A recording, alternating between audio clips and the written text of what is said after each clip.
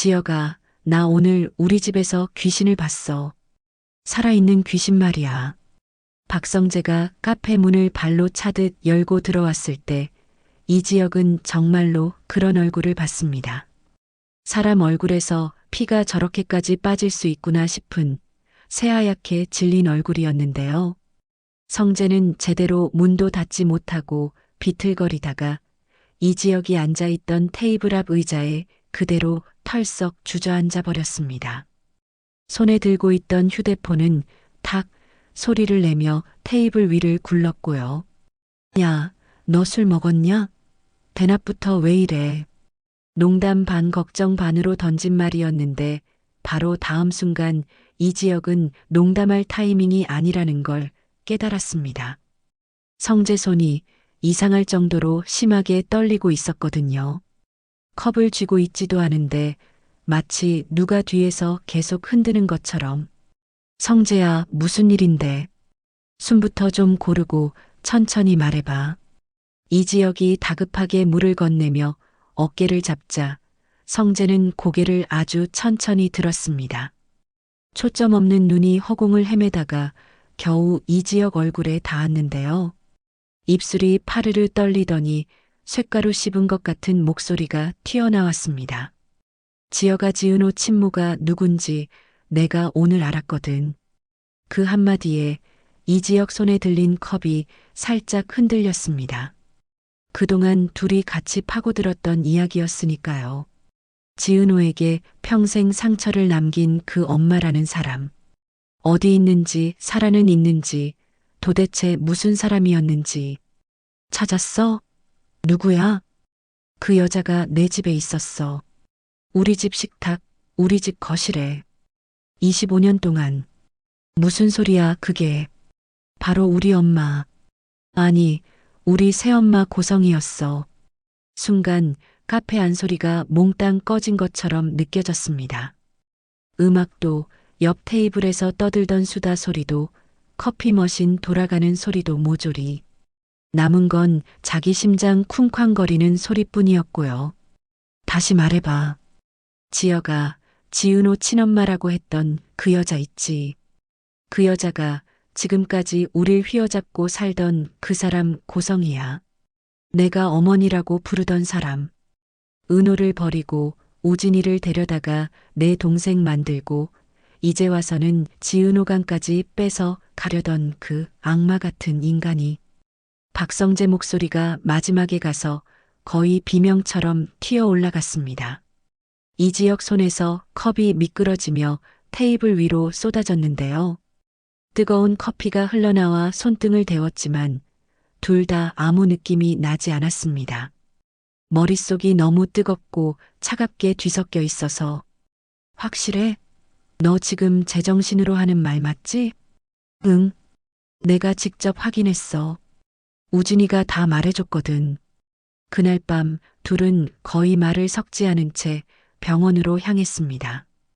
운전대를 잡은 박성재 손등에는 핏줄이 도드라져 있었고 턱은 점점 더 굳어졌습니다.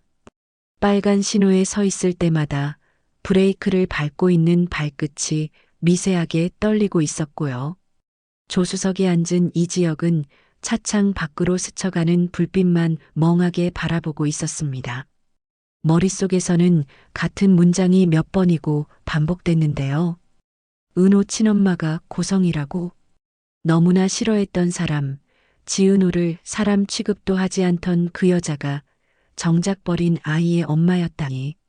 그리고 그 아이의 쌍둥이 오빠를 데려다가 아들이라고 키운 사람이라니. 지혁아. 신호에 걸려 차가 잠시 멈추자 박성재가 낮게 불렀습니다. 솔직히 말해. 나 지금 내 손으로 우리 엄마 인생 끝장내겠다고 가는 거잖아. 그래. 근데도 후회는 안 할 것 같아. 나중에라도. 후회 안 하게 내가 옆에서 끝까지 잡아줄게. 그러니까 오늘 제대로 듣자. 우진이가 숨긴 거 하나도 없게. 박성재는 잠깐 눈을 감았다 뜨더니 다시 악셀을 밟았습니다. 병실 문을 열고 들어갔을 때 한우진은 아직 창백하지만 어느 정도 혈색이 돌아온 얼굴로 침대에 기대 앉아 있었습니다. 수술 자국 때문에 크게 움직이지는 못했지만 눈빛만큼은 전에 없이 또렷했습니다. 형들 왔네. 우진이 웃으려고 애쓰는 얼굴로 말하자 이지혁이 먼저 달려가 침대 옆 난간을 내려줬습니다. 일어나려고 하지 마. 그냥 누워서 말해도 돼. 몸은 좀 어때? 박성재가 최대한 평정심을 유지하려고 애쓰며 물었습니다. 이제 살 것 같아. 지은호 덕분이지 뭐. 내 쌍둥이 동생이잖아. 쌍둥이 동생이라는 말에 두 남자의 표정이 동시에 일그러졌습니다. 조금 전까지도 수술 자국 때문에 진통제에 의지하고 있었을 여자를 떠올리며 이지혁은 입술을 깨물었고요. 그 희생을 교묘하게 이용하려던 사람이 자기 어머니라는 사실이 박성재의 속을 다시 한번 뒤집었습니다. 이지혁은 조심스럽게 주머니에서 작은 녹음기를 꺼냈습니다. 차갑게 식은 금속이 손바닥을 스쳤는데요. 그 작은 기계 안에 누군가의 인생 30해가 통째로 뒤집힐 이야기들이 들어갈 예정이었습니다. 우진아. 응. 힘들 거 알아. 그래도 이제는 다 꺼내야 해. 내가 겪은 거 다. 하나도 남김없이. 그래야 너도 지은호도 성재도 이 지옥 같은 판에서 빠져나올 수 있거든. 우진은 잠깐 눈을 감고 숨을 골랐습니다. 그리고 아주 느리게 고개를 끄덕였죠. 그래. 더는 숨기고 싶지도 않아. 녹음 버튼이 눌리는 딸깍 소리가 병실안 공기를 가르는 신호처럼 들렸습니다. 그날 비가 진짜 미친 듯이 쏟아졌거든. 우진의 첫마디는 두 남자의 등을 서늘하게 만들었습니다. 천둥 치는 소리도 너무 커서 지은호가 자꾸 내 손을 더 꽉 잡더라고. 나도 무서운데 동생 울까봐 괜히 괜찮아 하는 척하느라 목소리만 키우고 있었거든. 그때 나타난 여자가 있었다고 했습니다. 번듯한 차를 타고 비를 맞지 않게 우산을 들고 다정하게 미소를 지으면서 그 여자가 우리를 차에 태웠어. 맛있는 거 사줄게. 재밌는 데 데려가 줄게. 그러는데 5살짜리 애들이 뭘 알겠어. 그냥 좋았어. 누가 우리한테 그렇게 웃어준 적도 별로 없었고 차 안에서 들리던 음악, 비가 유리창 두드리던 소리, 지은호가 신나서 발을 동동 구르던 모습. 그런 사소한 기억들이 한 덩어리로 떠올라서 우진의 목소리가 잠시 떨렸습니다. 도착한 데가 산 아래 낡은 건물이었어. 나중에 알게 됐는데 그게 보육원이더라. 여자는 아이 둘을 차에서 내리게 하고 보육원 마당 한가운데 세워두더니 이렇게 말했다고 했습니다. 여기서 눈 감고 10까지 세면 아주 맛있는 거 사올게. 절대 눈 뜨면 안 돼. 알았지? 그래서 우리 둘이 진짜 열심히 눈 감고 숫자 세기 시작했거든. 하나, 둘, 셋. 우진은 잠시 말을 멈추고 허공을 바라봤습니다. 10까지 세기도 전에 차 문 닫히는 소리가 쾅 하고 나더라. 그 소리 아직도 귀에서 안 사라졌어. 눈을 떠보니까 차는 이미 흙탕물 튀기면서 산 아래로 내려가고 있었고 우리 둘만 마당에 덩그러니 서 있는 거야. 지역은 모르게 주먹을 꽉 쥐었습니다. 5살. 그 나이에 비 오는 산속 보육원 마당에 둘만 버려졌다는 상상을 하자 숨이 턱 막혔습니다. 그 뒤로는 그냥 버려진 애들처럼 살았어. 처음 며칠은 매일 울었고 지은호는 밤마다 엄마 찾으면서 울다가 쓰러지고 나도 같이 울다가 어느 날부터는 그냥 포기했지. 우진이 입술을 핥으면서 말을 이었습니다. 근데 얼마 뒤에 그 여자가 다시 나타난 거야. 여자는 보육원장 몰래 우진만 조용히 불러냈다고 했습니다. 사무실 뒤쪽 좁은 복도에 우진을 세워놓고 눈높이를 맞춰 앉으면서 이렇게 말하더라. 너 부잣집 가서 살고 싶지 않니?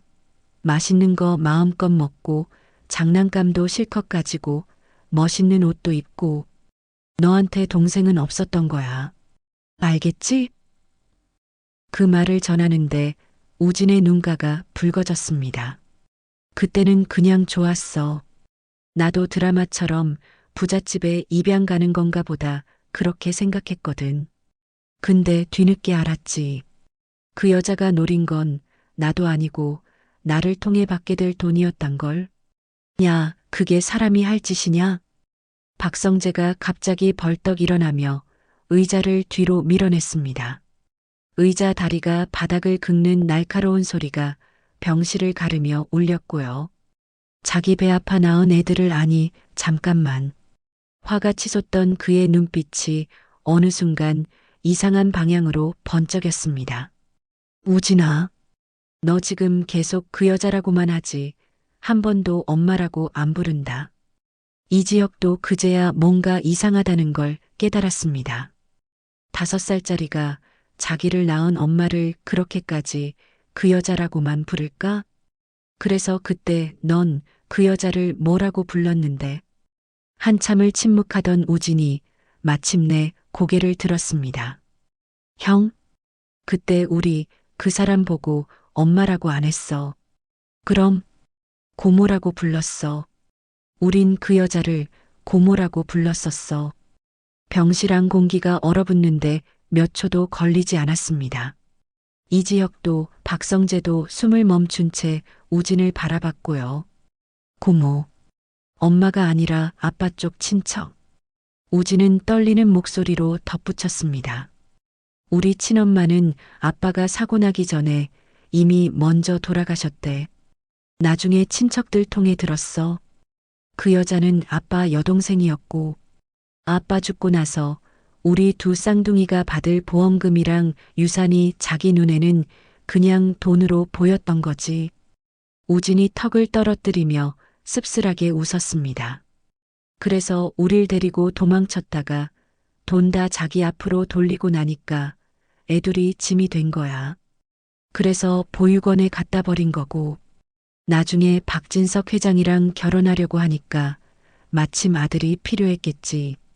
그때 다시 보육원에 와서 나만 데려간 거고 한 문장 한 문장이 볼기짝을 갈기는 채찍처럼 들렸습니다. 박성재 얼굴은 한순간에 딱딱하게 굳었습니다.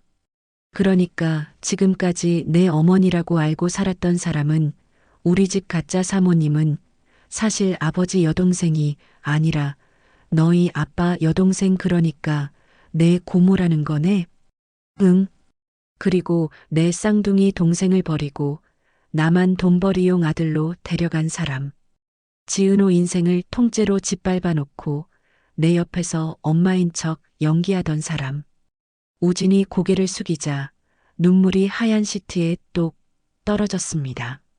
녹음기가 멈췄을 때 세 사람은 동시에 무거운 숨을 내쉬었습니다. 침묵이 너무 두꺼워서 누가 먼저 입을 열어야 할지도 모를 정도였는데요. 결국 입을 연 건 이지혁이었습니다. 들었지, 성재야. 이제 우리 감정은 나중에 하고 해야 할 일부터 생각하자.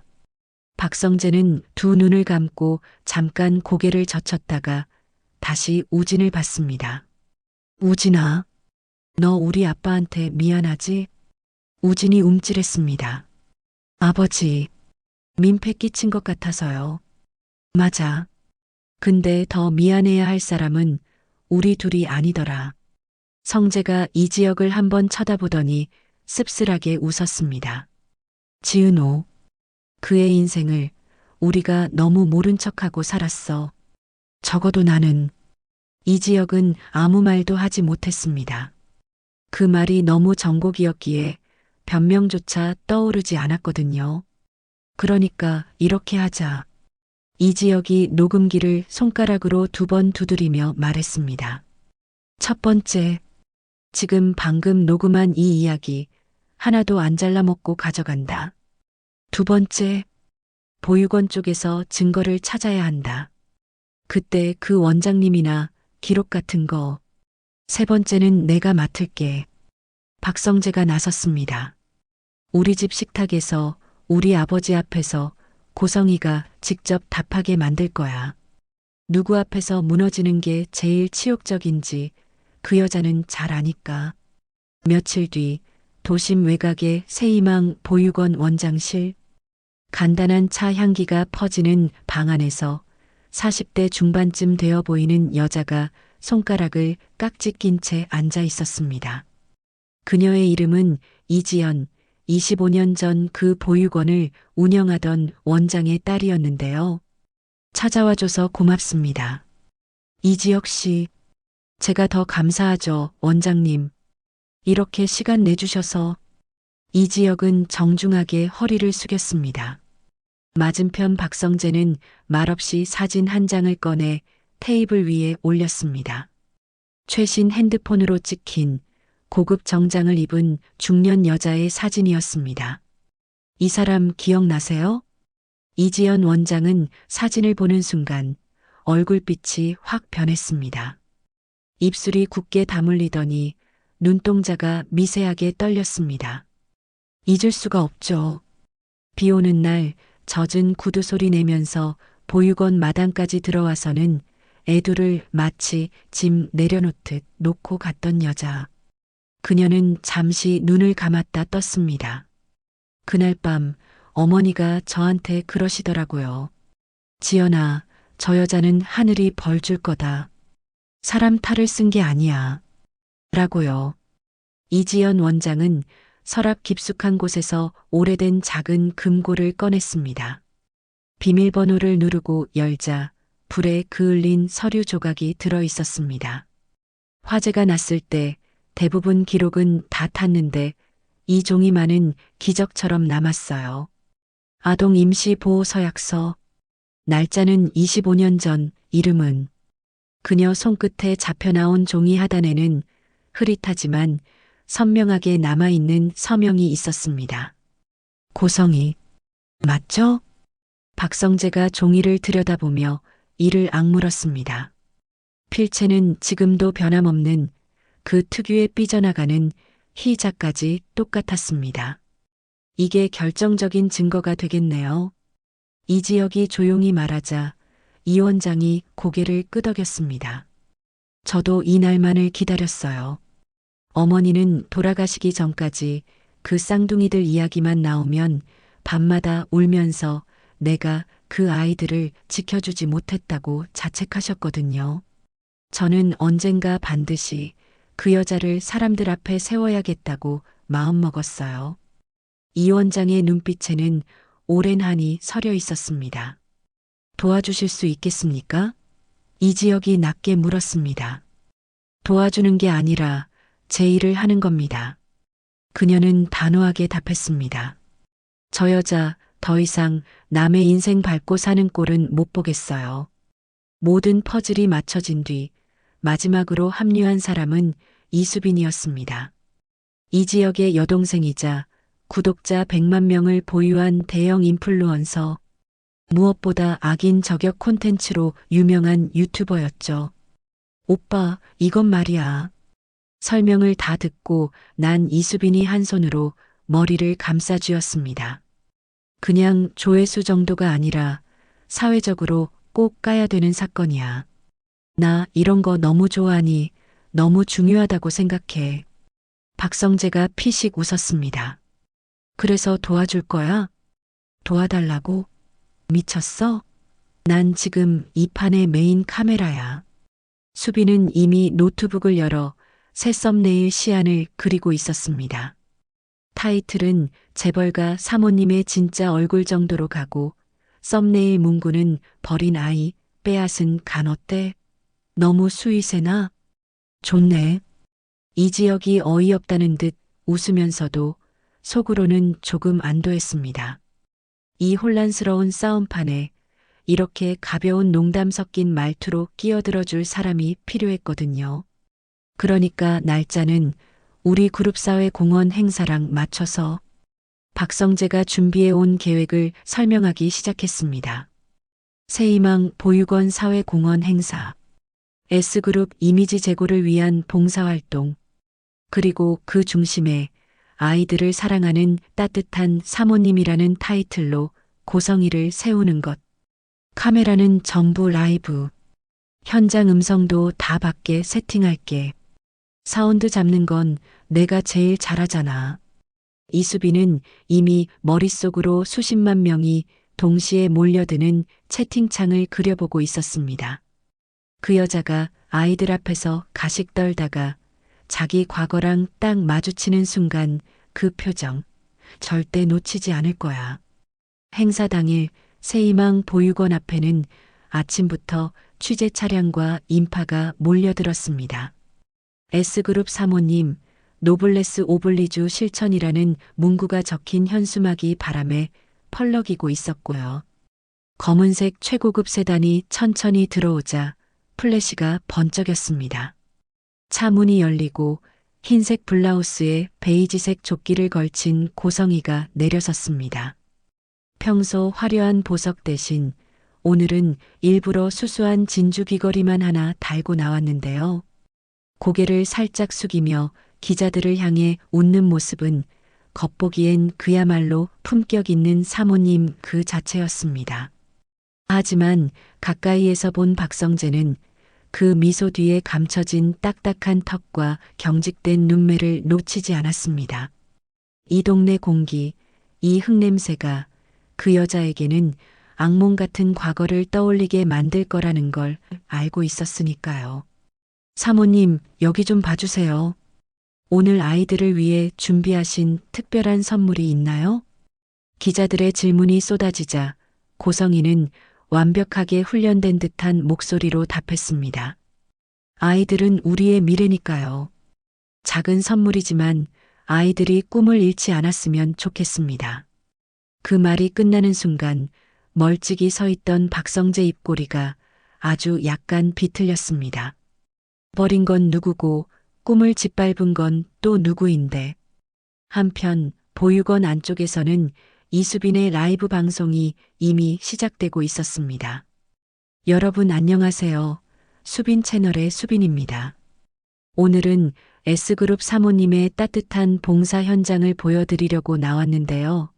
와, 진짜 아이들을 너무 사랑하시는 것 같죠? 수빈은 일부러 밝고 상냥한 톤으로 말을 이어갔습니다. 근데요, 여러분, 오늘은 그냥 봉사 현장 브이로그가 아니에요. 끝까지 보시면 여러분도 깜짝 놀랄 진실을 보게 되실 거예요. 채팅창 놓치지 마시고요. 구독, 좋아요, 알림 설정 아직 안 하신 분들은 지금 해두세요. 진짜입니다. 실시간 접속자 수가 눈에 띄게 올라가고 있었습니다. 채팅창에는 뭐냐, 또 뭔가 터지나 보다 썸네일부터 냄새가 난다 같은 댓글들이 쏟아지고 있었고요. 행사가 중반으로 접어들 즈음 보육원 한쪽 구석에서 스태프 조끼를 입은 이지혁이 고성이에게 다가갔습니다. 사모님, 원장님이 잠깐 강당 쪽에서 인터뷰를 하고 싶으시다네요. 기자분들도 그쪽에서 촬영 준비하고 계시고요. 강당이요? 고성이가 살짝 인상을 찌푸렸습니다. 하지만 인터뷰라는 말에 도도하게 턱을 들고 이지혁을 따라 나섰습니다. 이 모든 게 홍보팀이 준비한 공식 일정이라고 믿는 눈치였습니다. 강당 안은 조금 서늘했습니다. 벽면에는 오래된 사진들이 걸려 있었고 한쪽에는 낡은 철제 정문이 찍힌 대형 흑백 사진이 조명을 받으며 서 있었는데요. 그 문을 보는 순간 고성의 눈동자가 흔들렸습니다. 이게 여긴 익숙했습니다. 잊으려고 죽을 힘을 다해 눌러뒀던 장면들이 사진 한 장에 고스란히 박혀 있는 느낌이었거든요. 녹슨 철문, 비에 젖어 진흙탕이 된 운동장, 무너져가는 건물 외벽. 그때였습니다. 갑자기 천둥 소리와 비바람 소리가 스피커에서 터져 나왔습니다. 쾅! 우르르 쾅쾅! 마치 25년 전 그날로 시간 여행을 한 것처럼 고막을 찢는 소리가 강당 안을 뒤흔들었습니다. 준비해둔 음향 장치가 작동한 순간이었죠. 야! 뭐야 이게? 고성이는 비명을 지르며 바닥에 주저앉았습니다. 두 손으로 귀를 막았지만 소리는 머릿속에서 울리는 듯 멈추지 않았습니다. 비 내리던 그날 밤 아이들이 울부짖던 그 소리, 차문이 쾅 닫히던 순간 철문이 닫히던 끔찍한 소리들이 한꺼번에 밀려왔습니다. 천둥 소리가 쾅 하고 한 번 더 터진 뒤 조명이 탁 켜졌습니다. 그와 동시에 카메라를 든 이수빈이 강당 안으로 뛰어들어왔습니다. 사모님 괜찮으세요? 왜 이렇게 놀라셨어요? 마치 여기 처음 와보는 곳 같지는 않은데요? 날카로운 질문이었지만 말투만큼은 여전히 유쾌한 유튜버의 그것이었습니다. 카메라는 고성희의 일그러진 얼굴을 그대로 담아내고 있었고요. 이게 무슨 장난이야? 이거 누구 짓이야? 고성희가 소리를 지르며 일어서려 했지만 다리가 풀려 다시 주저앉았습니다. 그때 강당 뒤편 어둠 속에서 누군가가 천천히 걸어 나왔습니다. 짙은 색 정장을 입은 이지현 원장이었습니다. 손에는 불에 그을린 서류 조각 하나가 들려 있었고요. 오랜만이네요, 고성희 씨. 고성희는 그 얼굴을 보는 순간 더 질려버린 눈으로 말을 더듬었습니다. 당신 누구지? 25년 전 비 오는 밤에 아이 둘을 보육원 마당에 내려놓고 돈 봉투 하나 던지고 갔던 그날. 그때 원장의 딸입니다. 이 원장이 마이크를 입에 가져다 대며 말했습니다. 이수빈의 카메라가 자동으로 줌인되었고 라이브 채팅창은 뭐야 갑자기 분위기 추리극이라는 댓글로 폭주하기 시작했죠. 무슨 헛소리야. 난 그런 적 없어. 증거라도 있어? 고성희가 발악하듯 소리치자 이 원장은 미리 준비해 온 서류 조각을 카메라 쪽으로 들어 올렸습니다.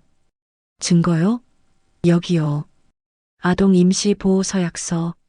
서명란에 적힌 이름 잘 보이시죠? 화면에는 눌린 듯 적힌 글씨가 클로즈업되어 나타났습니다. 고성희, 25년 전 당신이 우리 보육원에 아이들을 맡긴다는 서약서예요. 화재가 나서 다 탈 줄 알았는데 하늘이 끝까지 보라고 이 서명 부분만 남겨놓았더라고요. 댓글창이 일제히 뒤집어졌습니다. 헐 이름 박제. 이게 실화라고? 아동육이 실시간 폭로 각이네. 거짓말이야. 그거 조작이야. 고성희가 자리에서 일어나 서류를 움켜쥐려 하자 이지혁이 재빨리 막아섰습니다.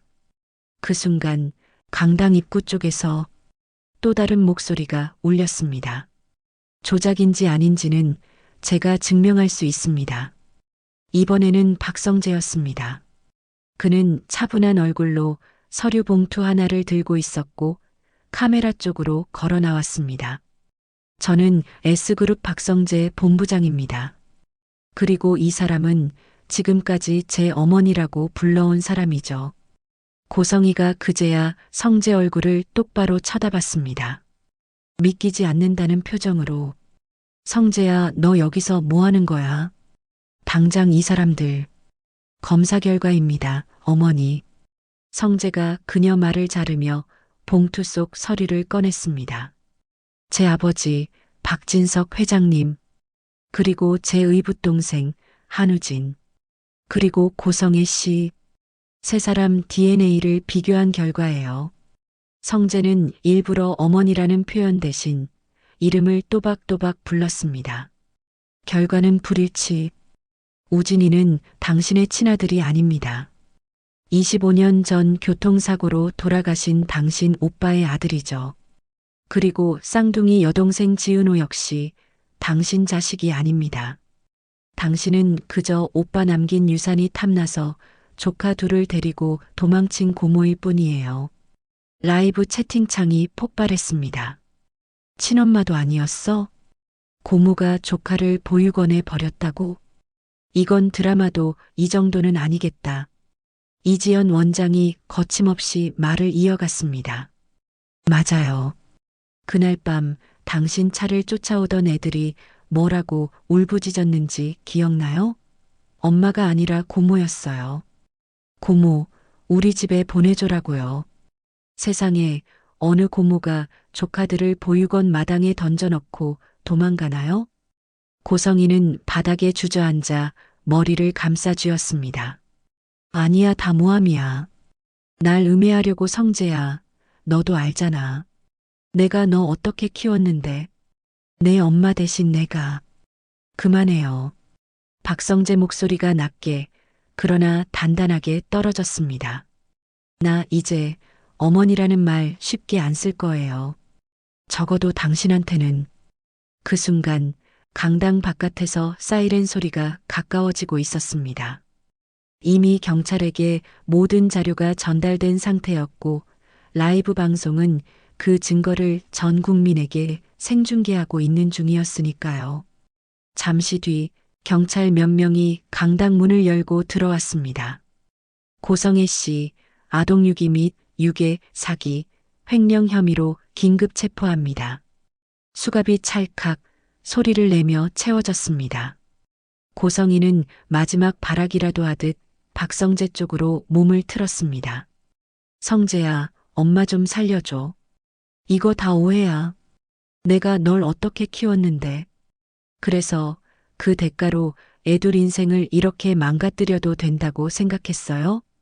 박성재가 차갑게 물었습니다. 넌 지금까지 한 번이라도 진짜 엄마였던 적이 있어? 고성이는 대답하지 못했습니다. 입술만 덜덜 떨리다가 결국 아무 말도 못한 채 끌려나갔습니다. 그때 강당 입구로 또 한 사람이 들어섰습니다. 숨을 거칠게 몰아쉬는 박진석 회장이었습니다. 차 안에서 라이브 방송을 보다가 결국 참지 못하고 직접 달려온 것이었죠. 이게 다 뭐야, 성재야? 박진석 눈이 수갑이 채워진 고성희에게로 향했습니다. 그 눈빛에는 분노와 허탈, 그리고 서늘한 체념이 뒤섞여 있었습니다. 아버지.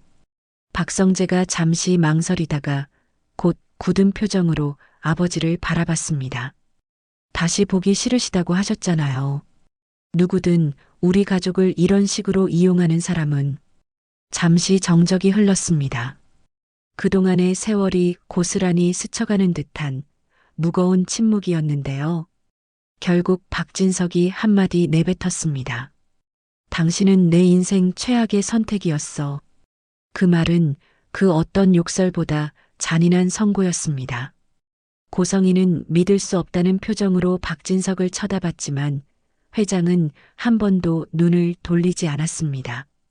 우리 집에서, 우리 회사에서 당신 이름 석자 남지 않게 할 거야. 그게 내가 마지막으로 할 수 있는 책임이겠지. 경찰차 문이 닫히는 소리와 함께 고성이의 절규는 멀어져 갔습니다. 보육원 마당에는 다시 아이들 웃음소리와 웅성거림이 차오르고 있었지만 강당 안에 서 있는 세 사람의 마음에는 묵직한 무언가가 남아 있었습니다. 조금 뒤 병원 VIP 병실, 한우진과 지은호 남매는 침대 위에서 태블릿으로 이 모든 상황을 지켜보고 있었습니다. 우진배 위에는 아직도 붕대가 감겨 있었고 지은호 팔에도 수술 자국이 남아 있었지만 둘의 손은 꽉 맞아펴 있었는데요. 우진아. 지은호가 떨리는 목소리로 오빠를 불렀습니다. 맞지? 우리 이제 진짜 끝난 거지? 우진은 한참 동안 화면이 꺼진 태블릿만 바라보다가 천천히 고개를 돌렸습니다. 동생의 눈가에는 눈물이 그렁그렁 맺혀 있었지만 그 안에는 묘하게 가벼워진 빛도 섞여 있었고요. 그래. 이제 더는 그 사람 꿈도 안 꿀 수 있을 것 같아. 우린 이제 엄마 없는 애들이 아니야. 지은호가 코를 훌쩍이며 웃었습니다. 그냥 서로의 가족인 거야. 오빠랑 나. 그리고 옆에서 같이 싸워준 사람들. 태블릿 속 라이브 방송 창에는 아직도 수많은 댓글들이 올라오고 있었습니다.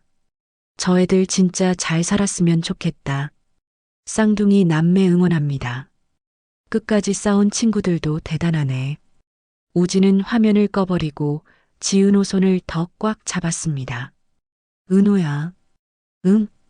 우리 이제 진짜 우리 인생 살자. 누가 짜준 각본 말고. 창밖으로 오후 햇살이 부드럽게 쏟아지고 있었습니다.